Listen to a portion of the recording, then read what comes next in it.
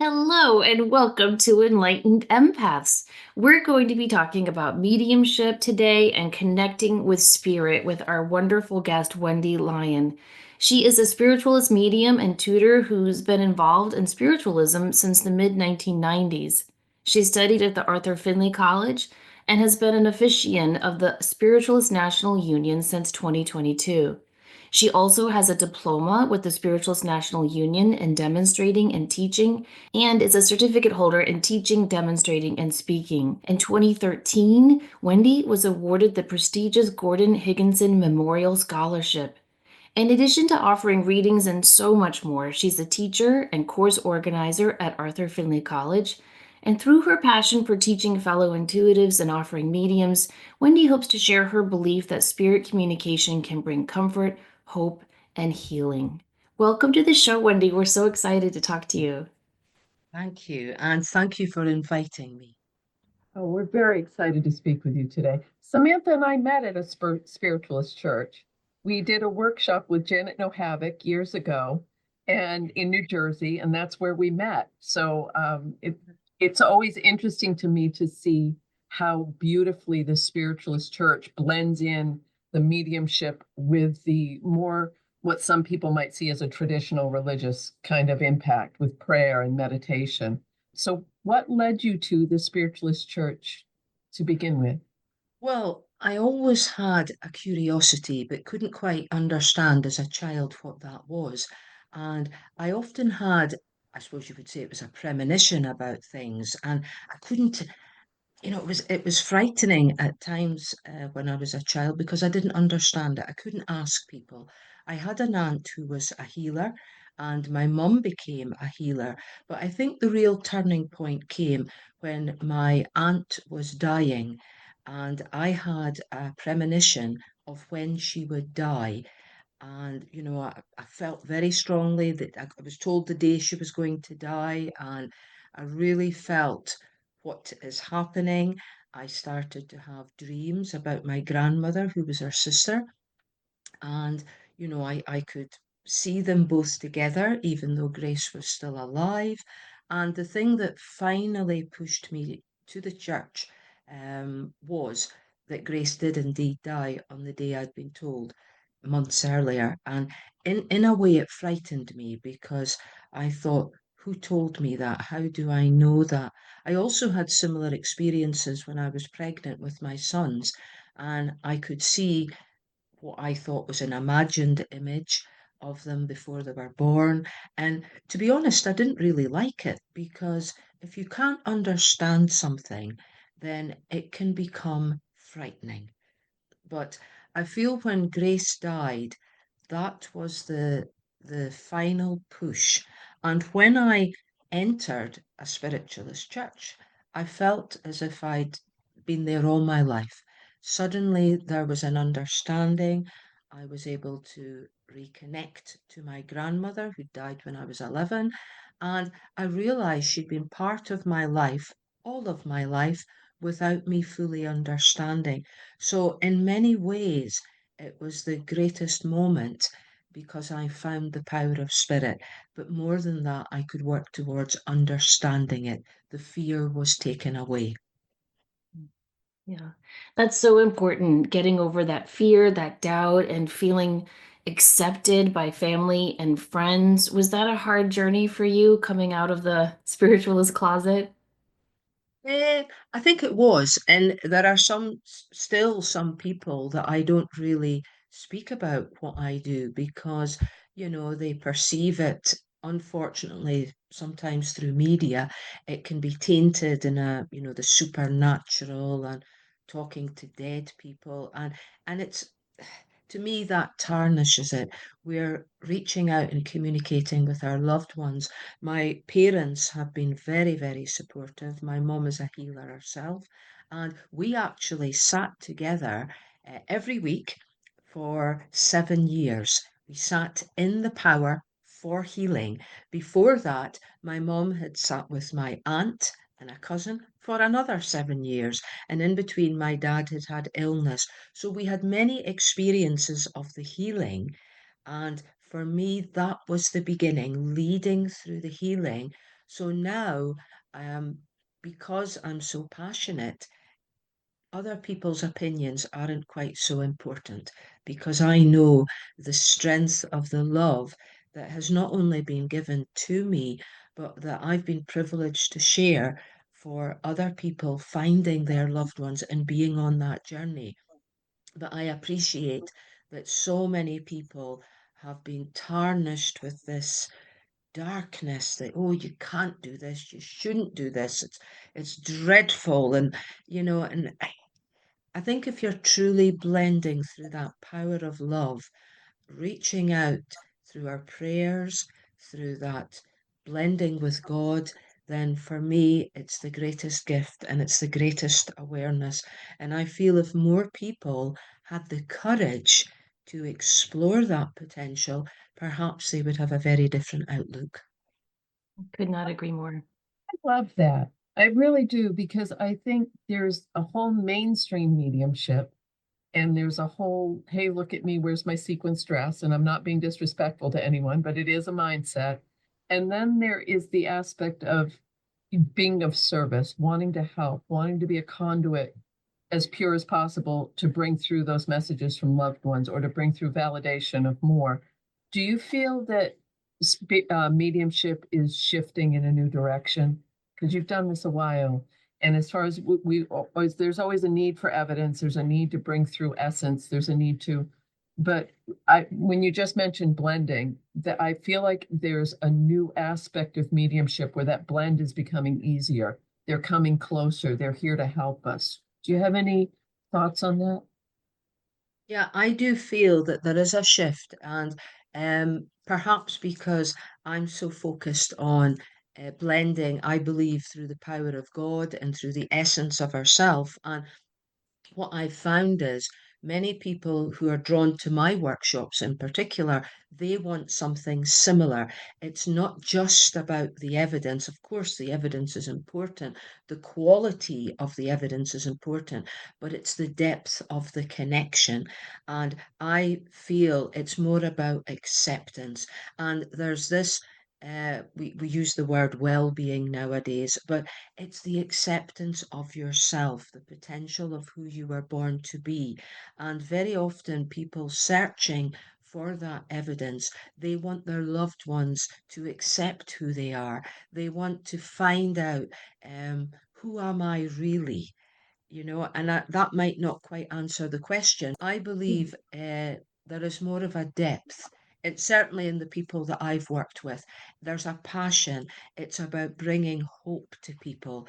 It's about giving them this anchor, perhaps within their life, to know that yes, your loved ones are still with you. Yes, as we blend through that power of love, but your loved ones want you to find the love for yourself. I often think that when we're in this life, our life can be tainted by our thoughts, which are so limited and very often coloured by our experience of life, which usually implies other people's opinions. But when we blend with spirit, there is a purity of thought. They don't see the negatives we've done. They don't look back at our life and criticize the lessons we may have perceived as mistakes.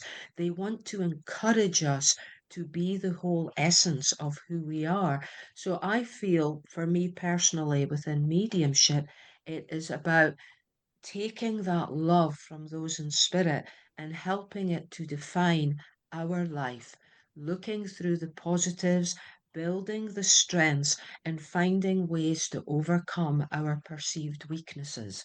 So I'm not quite sure if that answers the Oh, question, that was beautiful. um, So but beautiful.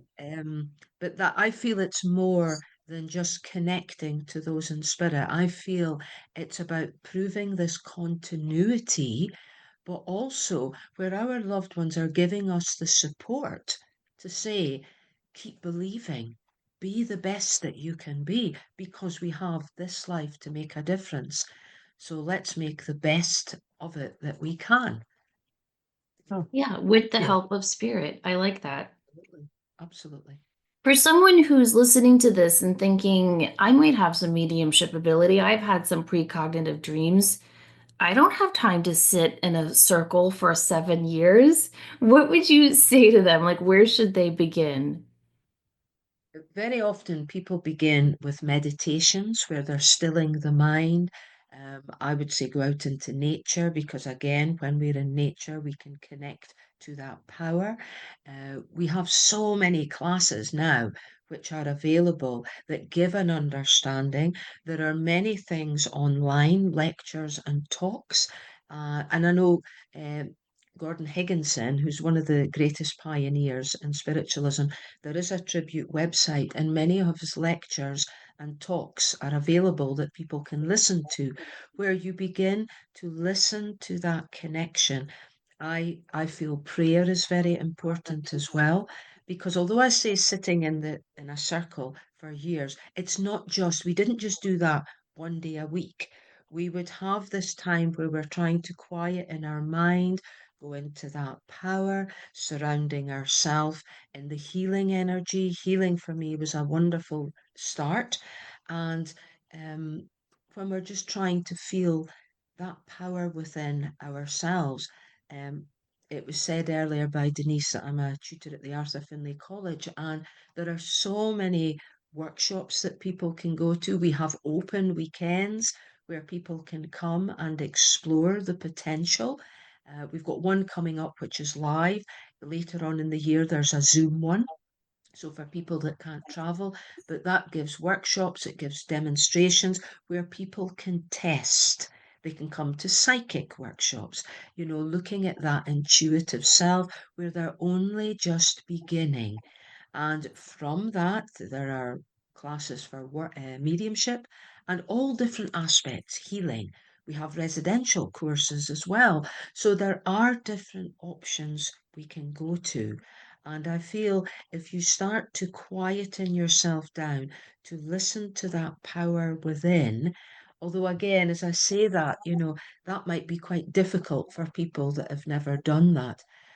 Often just going out into nature and allowing yourself to be touched by the power of creation itself can help you to quieten the mind long enough for the inspiration within the soul to rise and inspire us, even if it's only in a moment.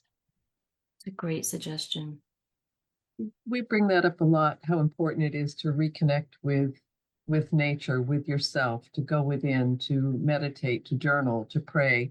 And I think in the world being as busy as it is right now and so chaotic and so much frenetic energy, sometimes we forget to take that time for ourselves to really center and go within. I'm going to jump back to what you said a few minutes ago, Wendy, in that you nailed it with it's about love, it's about hope, it's about connection with our loved ones. And so many people that Samantha and I have read for over the years are hesitant that someone is angry or they let someone down or that there is I'm so sorry I didn't do enough. And often the message that comes through is exactly, please don't. And there's so much healing that continues to happen on both sides of the veil. Well, the veil isn't there anymore, but that's a story for another day. But do you find that as well, that there's more? I'm always constantly saying the work that we're doing is sending that healing back as well as forward. Absolutely. Absolutely. And I had people who died in my life that they died suddenly and I hadn't said goodbye and I was upset about that. And then I would think of my life if I had only said this or done this. And when they came through, none of that was important. And I said earlier, we are often held by the thoughts we have in this life. And what happens or seems to happen in the spirit world, those thoughts that are so limiting don't seem to matter.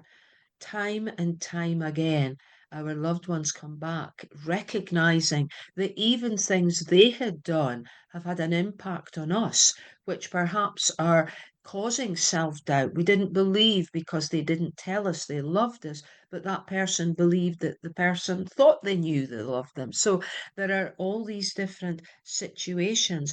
But I have always found in all the time I've worked with spirit, never once have they come back with any judgment or anger. they've come back with encouragement. And if anything, when we've had thoughts, and if I hadn't done that, I shouldn't have said that, they've come back with the reminder that when we know what we don't want, then we can focus on what we do want. So, when we look at it from that point of view, how can we learn compassion or empathy or even sympathy if we haven't experienced the opposite of it? And, I've had a busy life. I had two children when I started doing this. But what I began to realize was it wasn't about making time in my busy life for that. It was recognizing without taking time, then I didn't have that mental clarity to do all the things that I wanted to do. So it really became a necessity. And when someone died, that was often the point where we did reassess our life and say, my goodness, this is not how I want my life to be. And then we start to think, how can I change it? And that is sometimes the starting point of people searching. They may have had these experiences all of their life, but very often a passing, an illness, a tragedy can take them to the point where they say, there must be more, or what else is there in life? Because you can have all the money, we can have all the grand gestures in life, but if we don't have love, then, we can feel very poor. So that's how I That's feel about that. It that's so becomes important. so important. Yeah, it really is. Now, I love the gift of being able to do readings and bring that validation and comfort. But personally, maybe even a little selfishly, another aspect that I love is some of the things I've learned about life over there. Like I've learned that a lot of them have jobs, which really surprised me. They're doing work over there. I've learned that there are levels over there as, that they continue to grow and evolve. What are some shocking things you learned about the other side through doing readings? I don't know if it's shocking, but I have to think about that because uh, what I found is that sometimes the persistence in coming through where there maybe has been hurt and where we haven't wanted someone to come through, maybe we had issues or there was trauma there, but where they seem to have this need that they have to come and right the wrongs that there have been. And there have been only several situations in my life where that has happened, but where Spirit's persistence to help us be the best that we can be is something that I've found time and time again. It's almost a role that they have taken on, maybe more so or more intensely than they had done in this life. So, for example, maybe a father that was estranged and they want to help that person, or maybe the mother who there had been control issues or times where there had been struggles and the child hadn't felt supported, and where that role became supporting them. I don't think we can ever truly, fully understand what happens in the spirit world until we go there ourselves. And, I can't imagine how vast it is. I've heard about those levels. And again, I suppose if we've perhaps been a cruel person or someone that hasn't shown a lot of compassion in our life, we maybe have to work towards that. Looking at the impact that our life had on the life of other people. We talk about compensation and retribution within spiritualism, which I know we can do here or we can do in the spirit world once we get there. So I feel it would be an individual case. I don't think there's one solution for everything. And when I do private sittings with people, it's in that moment what is relevant not only to the communicator, but how they are working to support their loved one. I love this, Wendy, because it validates for me that when we stop making it a comparative study of how we bring through spirit and we focus on our own soul light and how we're connected with spirit, one person might get levels, person might get more of what you're speaking of. And that's to me is the key. Is it's not a rubber stamp solution that everyone has to do it the exact same way. And I think so many of us, and I'm guilty as charged, I sat in development and classes and courses and workshops, and I would drink the Kool-Aid and say, this is the way I have to do it. I have to do it this way because they're telling me that. And then one day I woke up and I thought, no, you have to find the way that you're connected with spirit in order to really be able to bring through that essence and provide the healing that people are looking for. So for me as a medium, one of the most difficult readings are when someone has lost a child unexpectedly. There is a level of grief, there is a level of loss, and if I am in any way able to be a conduit to bring that essence back for a couple minutes, that to me is why we do this. It's not about the sequence dress. It has nothing to do with that. Yeah. But do you feel that there's a way to, because, and I'm saying this with absolute respect, Wendy, that when I've taken courses with the Spiritualist Church, many are very clear on this is the way that you do it. Do you feel like there's a little more wiggle room with your individuality coming into play? Well, what I would say in the beginning, and I certainly went to courses with some wonderful, wonderful tutors, and I would say what is very important is discipline.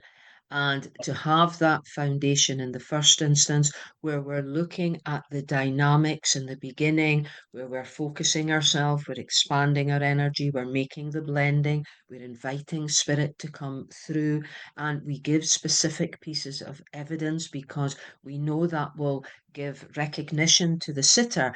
What I feel happens over time, the discipline does not change, but perhaps the individuality in the way that we blend.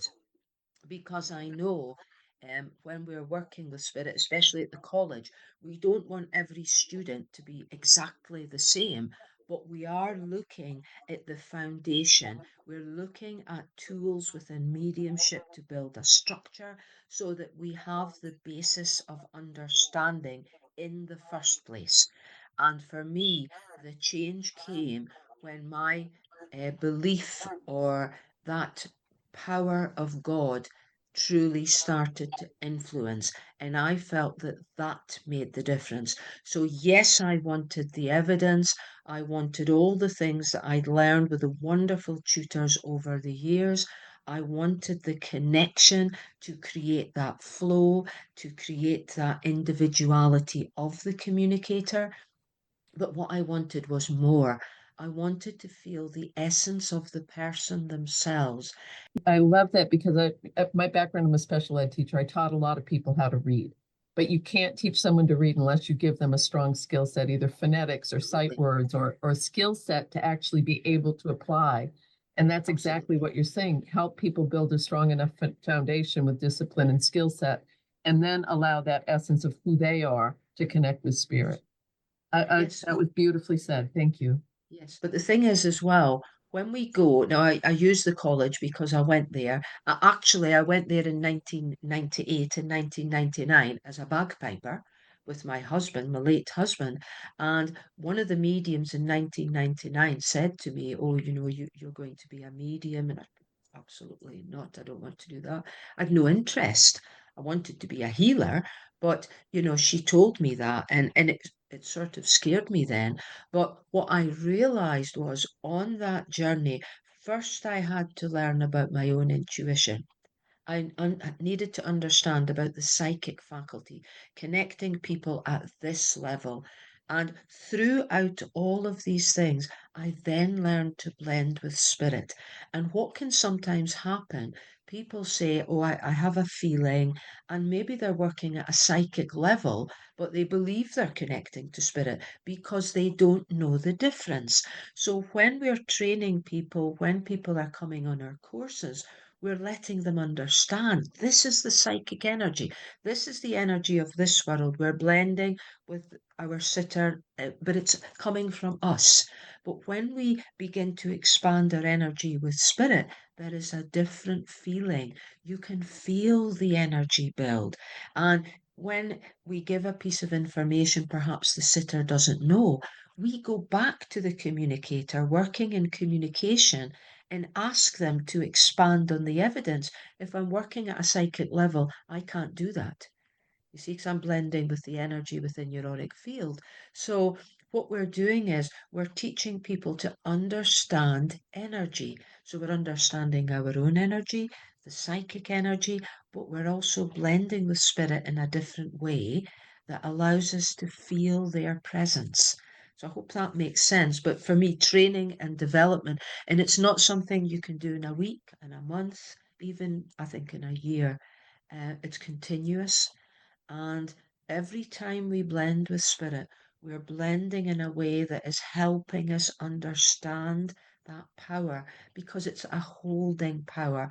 It's hard to describe the feeling of love that we can have until you feel it. But one thing I would say, when you have truly been touched by the power of love, you never forget that feeling because it's so incredible. And I feel it touches something within our heart. It awakens something. And that hope, hope is a word that's often thrown about, but the true power of the love that comes, it gives you that hope. I'm not on my own. And so, and I don't always feel you feel that at a psychic level. You can give wonderful inspiration about the person. You can give the inspirational talk about them, even draw the autographs about them, beautiful pictures. But when you're truly blending with spirit, um, for me, it's magical. It really is. That's a great word for it. Can you expand on that a bit more, the difference between the psychic link and the mediumship link so people listening understand? Because I think you're right. I think a lot of mediums, Janet used to call it dropping down to the psychic, and I think during a reading that can happen and a medium's like, wait, did I drop the link? What is happening? So could you just tell people what it feels like to connect to someone psychically and then mediumship? Okay. Well, first of all, everyone has got the psychic faculty. Everyone's got that. We can all work at a psychic level. Um, I believe we can train within our mediumship. I've always felt that a medium is born, but I know some people might disagree with that. But at the psychic level, I often describe it as a heavier energy. So I would imagine projecting my energy forward to the person that is sitting in front of me. I would then be blending into their auric field, into that energy that surrounds them, that electromagnetic energy. I would look for things like their emotions, that mental faculty, what's happening within their mind, the spiritual power, the physical essence. We could look for their strengths, but what is happening? I'm focusing on them. So the information is coming from me. And we're projecting that energy forward. It can be the same if we're doing autographs. That power, the focus is with us. Now, when I begin to expand to work with spirit, I imagine that my energy is reaching outwards. I'm connecting to that power. I'm holding that power, the feeling of the power, lifting my awareness. I'm moving into alignment with the communicator. So I then begin to blend with another uh, energy, if you like to call it that, a spirit communicator, but I'm blending with that energy. So it's now like a triangle of communication. So we have the sitter, we have the medium, who is the facilitator. We become that vessel. So the communicator then blends with our sensitivity, they blend with our nervous system because they don't have a body, they don't have a voice. So, in a way, we become their narrator, we become their storyteller. So, they will then impress upon us their emotions, their feelings, and how they live their life. And they can give that through the clairsentience, where we are feeling their energy. Often people say, oh, I feel spirit are here. We may feel how they passed through our body, but it's coming through that nervous system. See, we're using our mind. It's mental mediumship, but we don't know this communicator. We've never met them. So we need to depend on that blending to express the person is showing me this clairvoyantly within our mind. We would then begin to describe how this is. Whereas if we're working at a psychic level, we're looking for different things. So a communicator is not telling us what's happening at a psychic level. We are sensing it through our own intuition. And we can do that. So many people, they might meet a friend and say, "Oh, I feel that you're very anxious at the moment. I feel you're frustrated at the moment." And their friend hasn't said anything, but they've sensed it at a psychic, intuitive level. Now, that's very different from feeling the presence of spirit and being made aware through them, through their thoughts, that they're telling us that this person is anxious. Does that make sense? Yeah. Very much. I love blending. I love trance. I just think it's excuse my mouth, it's cool as hell. It really is. It's fun and I love to feel that energy come that close. But I think there's some confusion around, am I doing a blend or have I gone into light trance? Because sometimes in light trance, for me personally, things will just fly out of my mouth. I'll be channeling, I'll be moving like someone. And to me, I think there's that fine line between blend and trance. Do you see that, or do you see them as two separate entities?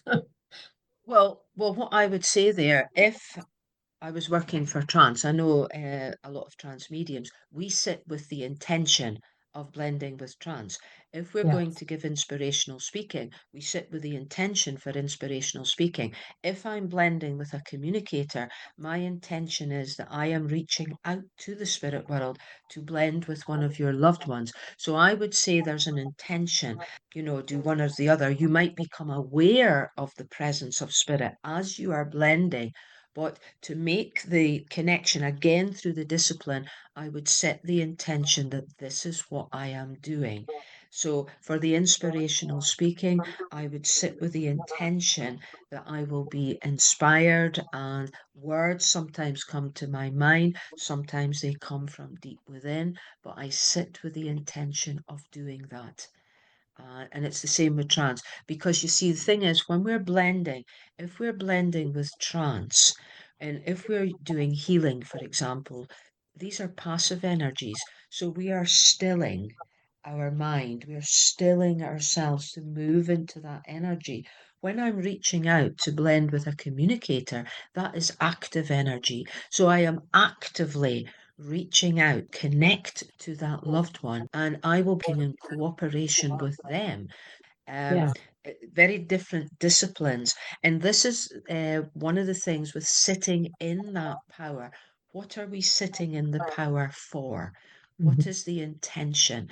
Now, often, and what I did with my mum, we sat in the power to sit in the presence of our own spirit, and we would build that power together in silence. We sat with the intention, and through that building, through that understanding, I felt that the power within my energy became so much stronger. But we didn't sit to give messages to each other or do any psychic readings, or, we didn't sit for that. We sat using our discipline to build that power to give our love back at the end, where we would then say in a prayer, healing names. That's how we did it. So I would say the intention for what you are doing is very important. Hugely helpful. Thank you. So if you are always focused on setting the intention, I wonder, do you ever get drive-by messages, where you're just going about your day and you feel spirit around someone, even though you're not intending to? And if so, how do you handle that ethically? Okay, well, I try not to do that, because again, in the beginning, I was so excited. I would walk about and is someone there? Are you here, Spirit? And then I would say, "Oh, Spirit are always here. I can't get rest. I can't get sleep." I realize that it's about boundaries. Sometimes, especially if I'm with someone who's maybe upset or anxious, I can become aware of spirit, but also I have that boundary in place that I don't just go about, because we have to understand that perhaps the person that I'm sitting with doesn't believe in this. So if I were then to say, I have your mum here, that could traumatize them. So I think there has to be a respect and a boundary. Whereas if you come to me searching, I would love my mum to be here. Do you think she is? On that basis, I will then reach out to spirit. It's wonderful to have that connection, but we have to accept that not everyone is able to accept it. Not everybody wants to. Maybe it's too traumatic for them. It's very much about boundaries. I try to maintain those boundaries at all time because it shows respect to spirit, but respect here as well, for Yeah. myself, for my own well-being. For me, I know the spirit world is there. I know they come with that love and they reach out to us, but we also have to accept that if the person, as you say in the store, doesn't want it or demands it, then, you know, my loyalty would be to spirit. I feel Yeah. my loyalty is to spirit. It's about giving a voice to the world unseen. They don't have that voice. But what process is involved, we won't know until we get there. But I think the potential is always there to make the connection. But I would always give that credibility and respect. I would never demand anything from spirit, because if they're working through love, how can we demand that you blend with me through love? So I think they come because they want to come. They Mm. want to come to make a difference. And maybe that person in the store needs that time to understand that more. So it's not about I want you now.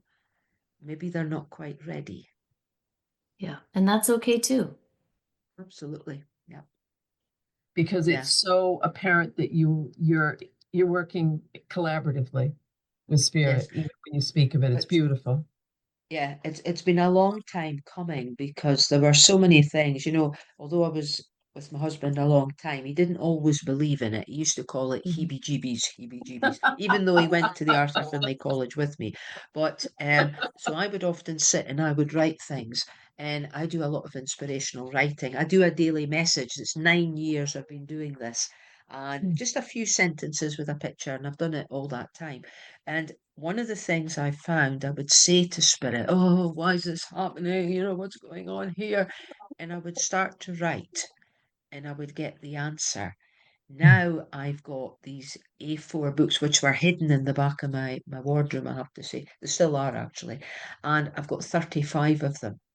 A4 books with all the inspirational writing that I've done Yeah. over the years. So little readings. And what I found, because I was dyslexic or on that spectrum, I was stupid. I couldn't write. I couldn't spell properly. I couldn't, I could never do that. But through the education that I did with the Spiritualist National Union, Spirit worked with me and they helped me gain a knowledge. So when I was writing, sometimes the words, and I thought, what does that word mean? It was always spelt right because I knew it was coming from spirit. And over the years, I would say in many ways, they gave me the confidence to write. They gave me the confidence to speak, and it was like an education that came. So, for people that might think, oh, I can't do that, I'm not clever, it's not about being clever, it's about having the trust.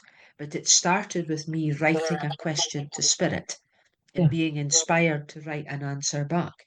I hope that those are going to come out of the wardrobe soon and be Yes, I shared mean, with people. I did positive thoughts cards. Once I got to 1,000 messages, my mum paid to get cards made, and it was just a photograph with the little bit of Right. inspiration at the bottom. And then when I came for my 7 years, I made a little booklet, just a self-pay published one, and it was 365 positive messages. I didn't Oh, take into account a leap year, so I did that, and uh, in December it'll be my 10th anniversary, so I'll have to think of something as a wow. milestone. But I've never missed a day. And That's that incredible. started because several friends were widows. And actually, I challenged myself to make sure for at least an hour I was spiritual every day. I Yeah. was forcing myself, and I would do it in the morning. So I thought, well, if I'm not spiritual for the rest of the day, it's okay. I've done it. So I did it.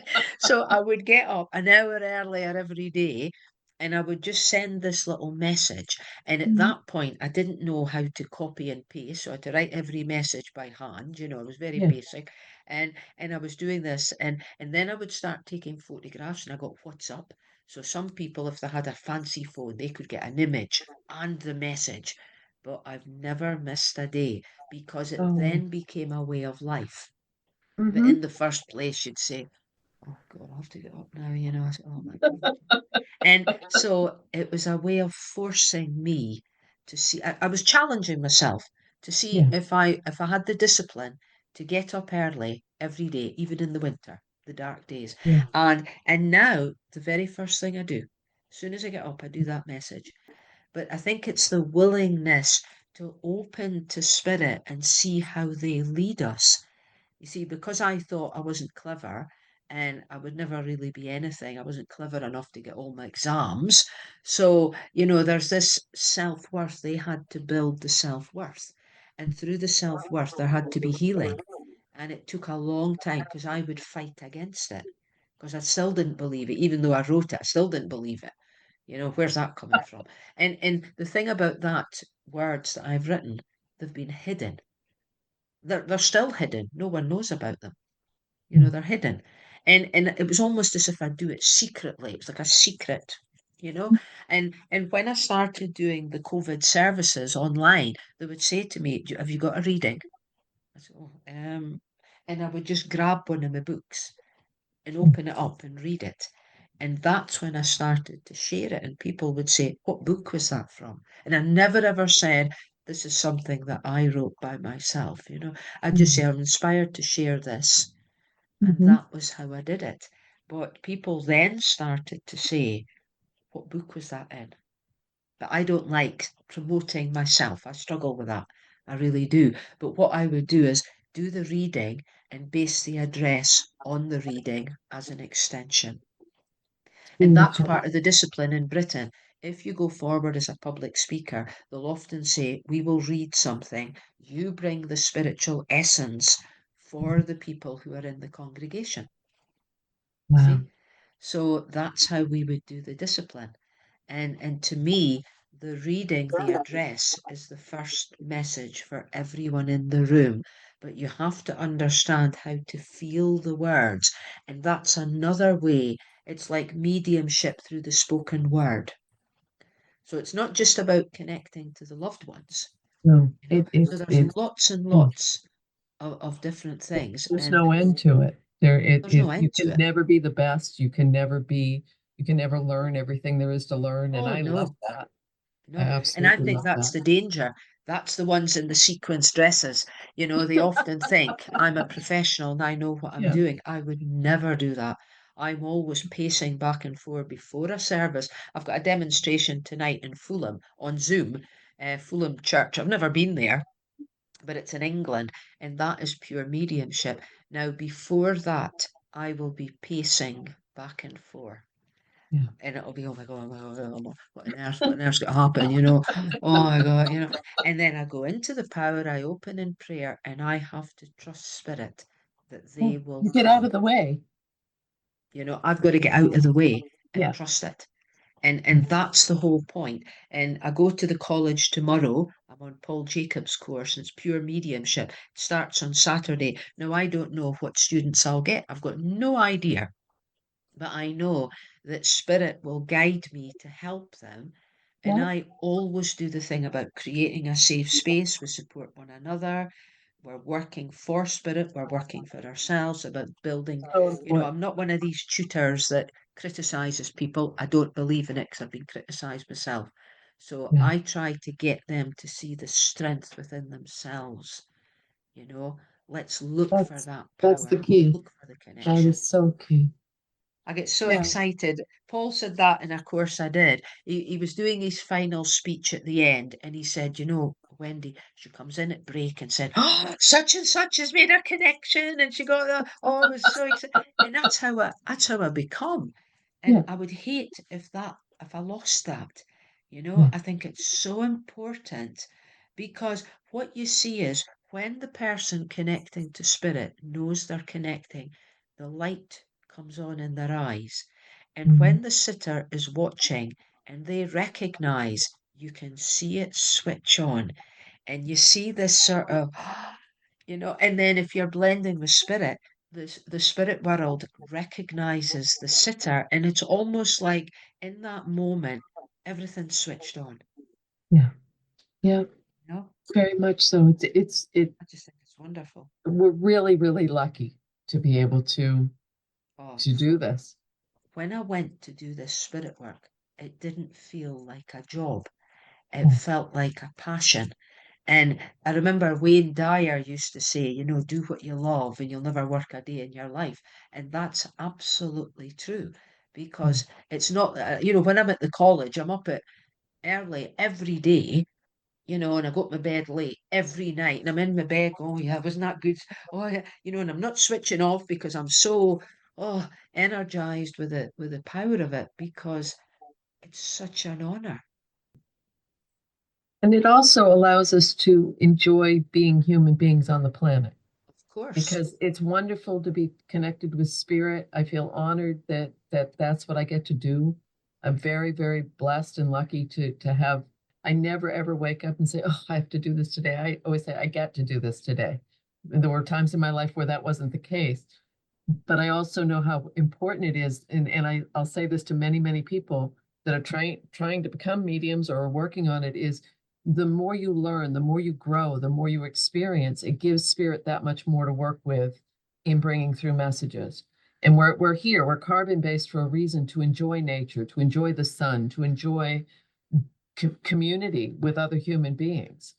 So I think that, especially with where the world is right now, we really need to concentrate on, as we're bringing through messages, is, am I helping with, personal opinion, am I helping with the unity that's trying to happen in the world? Or am I adding anything that might add to divisiveness or unrest or insecurities? Because I think our job to work for spirit is always to bring through, as you said, hope, but also peace and love and connection, that it's all interconnected. It's not a separation of both. I think for me, the hardest journey is the physical life bit, because that's the part where we think, my goodness, I've got to do this and I've got to do, but that is the reality. That's why we are here, to understand aspects of our life.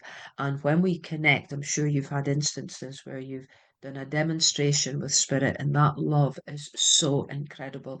And then we come back, if you like, to our own energy, to our own reality, and that can be slightly more challenging. And I think we have to learn the balance. I remember many years ago when I first started, I think there's always an excitement when you start, and the healing and the wonder, it's wonderful with healing, and you want to heal everyone, you know and sometimes we're so focused on healing everyone and bringing unity to everyone, we forget to bring the healing to ourselves. And spirit have a way of pulling us back to our own reality. It would be wonderful to walk about connected to spirit all the time, but you know that's not necessarily what's going to happen in our life. We have to face our emotions, our experiences, and it's about living in this world, but equally, maybe coming together with like minded people like yourself to connect through that power, to share that power, maybe touch one person where they think, I didn't realize my prayer could make such a difference. What difference does my prayer make? Who knows me? I'm just one person with millions of others. But what happens if 1,000 people in my city are praying at the same time, and then 1,000 people somewhere else, and another 1,000 somewhere else? And all together, although we may be praying in our home in silence and no one knows that we've done it, God knows we've done it. Spirit knows we've done it. And maybe they're gathering all these prayers of hope and light and peace and spreading them to the places that need it the most. I'm not perfect in any way, and I certainly say that very quickly. But I think if you can try your best and reach out and maybe just connect to one other person, and then they connect to someone else, and they connect to someone else, and it has a ripple effect, because love is energy, and so is anger. So, however we think, that can become the reality of who we are. So, I would say never feel that a prayer is wasted, because God knows. And what God does, what the spirit world, those that work with healing, does with our prayer, we may never know, but I know that it will not be wasted. And that love we share in that moment can be interlinked with perhaps millions of people across the world. And then we have this power for goodness. Such an important reminder right now, especially. So, yes, I'm very passionate, maybe a bit too passionate, some people would say, but I really believe it. I believe it with every ounce of who I am, this incredible knowledge and power that can change people's lives. Forever. Well, Denise and I have a lot in common. One thing we also have in common is we were the only two people at that conference who had not studied at Arthur Findlay. Remember? That's right.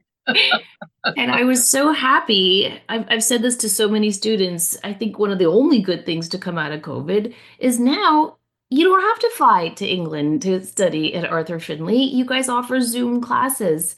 So could you just tell listeners outside of the UK how they can take those classes and sign up? Yes, if you go onto the Arthur Findlay College website, we have a wide variety. We even have the 2026 programme available now. So we have online courses, and you can click on either the tutor or you can click on the month. Look at all the different courses available. You can look through subjects. So let's say a beginner for psychic. Each course, the outline will highlight what level of ability it is for. We do have our online courses, as I said, but we also have residential ones where people can stay at the college for weekends, for a week. So there are many ways. Look at the Arthur Findlay College website. We have 2025, we have 2026 available. Well, I have a course coming up in August. Again, it's through the Arthur Findlay College. It's a residential course from the 2nd to the 9th of August. It will be for beginners or those at an intermediate level. We will be looking at the psychic faculty, the intuitive aspect, and we will be moving towards mediumship as well. But all the courses that I'm doing at the moment are on the Arthur Findlay College website. Wonderful. Well, thank you so much again for coming on. We look forward to having you back on the show whenever you want to come and chat with us. And thank you, everyone, for listening. As always, please remember to show up, do great work, and share your light.